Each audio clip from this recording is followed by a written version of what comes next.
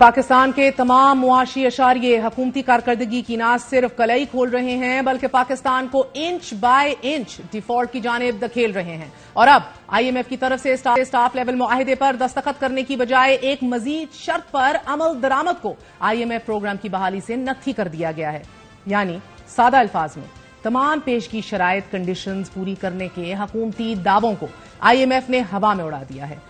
IMF की जानिब से ताजा तरीन शर्त में कहा गया है कि पाकिस्तान की बैरूनी फंडिंग और ज़र मुबादला ज़खायर इस काबिल नहीं कि पाकिस्तान 2 माह की दरामदाद कर सके और इस कमी को पूरा करने के लिए पाकिस्तान मजीद फाइनेंसिंग अरेंज करे जो 2 माह की दरामदाद के लिए काफी हो। इस वक्त पाकिस्तान के पास कुल ज़र मुबादला ज़खायर सिर्फ $4.5 अरब हैं जो 1 माह की दरामदी जरूरियात को भी पूरा नहीं कर सकते। नाज़रीन, तशवीशनाक बात यह है कि आलमी रेटिंग एजेंसी फिच के मुताबिक पाकिस्तान पर तकरीबन $700 मिलियन की मैच्योरिटी मई जबकि मजीद $3 अरब जून में वाजिबुल अदा है। यानी कि 30 जून तक $3.7 अरब कर्ज वापस करना है। और अगर चीन $2.4 अरब के डिपॉजिट्स और कर्जे को रोल ओवर कर भी देता है तो $1.3 अरब फिर भी चाहिए होंगे। सादा अल्फाज में हुकूमत की जानिब से 170 अरब रुपए के टैक्सेस लगाने, बिजली और गैस की कीमतों में इजाफे, तमाम सब्सिडीज के खात्मे, महंगाई का जिन बेकाबू करने, मार्केट बेस्ड एक्सचेंज रेट और दोस्त ममालिक से फाइनेंसिंग की यकीन दहानियों के बावजूद IMF हुकूमत और रियासत पर एतमाद करने को तैयार नहीं है।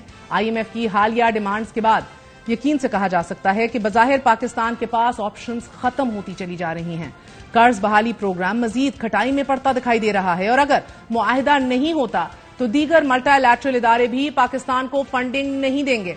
IMF के पाकिस्तानी इकदामात पर अदम एतमाद के बाद 17 मई को होने वाले IMF इजलास के एजेंडे में ताहाल एज वी स्पीक पाकिस्तान को शामिल ही नहीं किया गया। इसकी वजह गुज़िश्ता माह IMF मिशन सरबराह की जानिब से मजीद जरूरी मालियाती यकीन दहानियां हासिल न करना भी बताई जा रही है। हालांकि पाकिस्तान को सऊदी अरब, मुत्तहिदा अरब अमारात से $3 अरब मौसूल हो चुके थे। यही नहीं, IMF मुआहिदे में इस वक्त एक और रुकावट ये भी है कि IMF ने हुकूमत से बजट के हवाले से भी प्लान मांग लिया है। वजीर खजाना इसहाक डार को हल्फ लिए 8 माह का अरसा गुजर चुका है।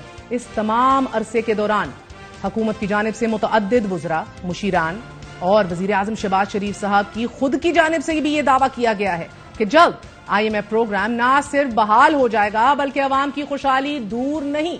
लेकिन गुज़िश्ता 1 साल के दौरान महंगाई के तमाम रिकॉर्ड टूट चुके हैं कि जिसके बाद पाकिस्तान में महंगाई की शरह गुज़िश्ता 60 साल की बुलंद तरीन सतह पर पहुंच गई है।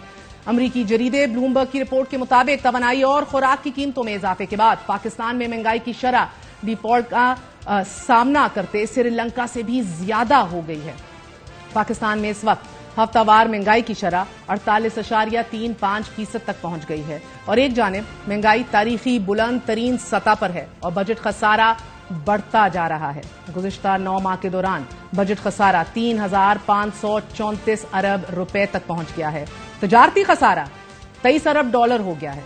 खसारों और बहरानों के बीच नाजरीन पाकिस्तान कर्जों के जाल में इस हद तक फंस चुका है कि बैरूनी कर्ज के साथ साथ अंदरूनी कर्ज और माकअप अदायगियां भी खतरे में पड़ गई हैं। एक रिपोर्ट के मुताबिक दिसंबर 2022 तक पाकिस्तान का अंदरूनी कर्ज 3.8 खरब रुपए था कि जो कि GDP का तकरीबन 45% था, जिसमें गुज़िश्ता 5 सालों के दौरान 2 गुना इजाफा हुआ है। जबकि मौजूदा माली साल में सिर्फ मुल्की कर्जों पर डेट सर्विसिंग का हुजूम तकरीबन 5.6 खरब रुपए लगाया गया है। अनइमेजिनेबल।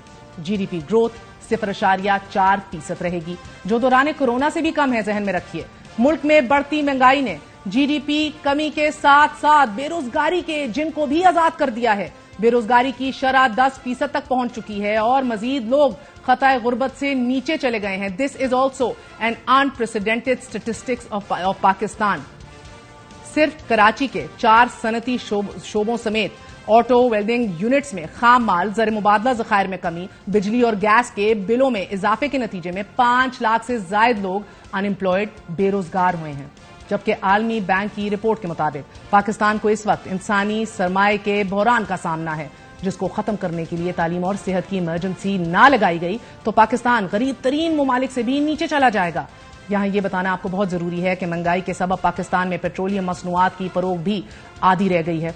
اب اس ساری معاشی بے یقینی کے درمیان پاکستان کی مدد کرنے والے ملک چین کی طرف سے پاکستان پر واضح کر دیا گیا ہے کہ پاکستان کے لیے پولیٹیکل سٹیبلٹی یعنی کہ سیاسی استحکام بہت ضروری ہے۔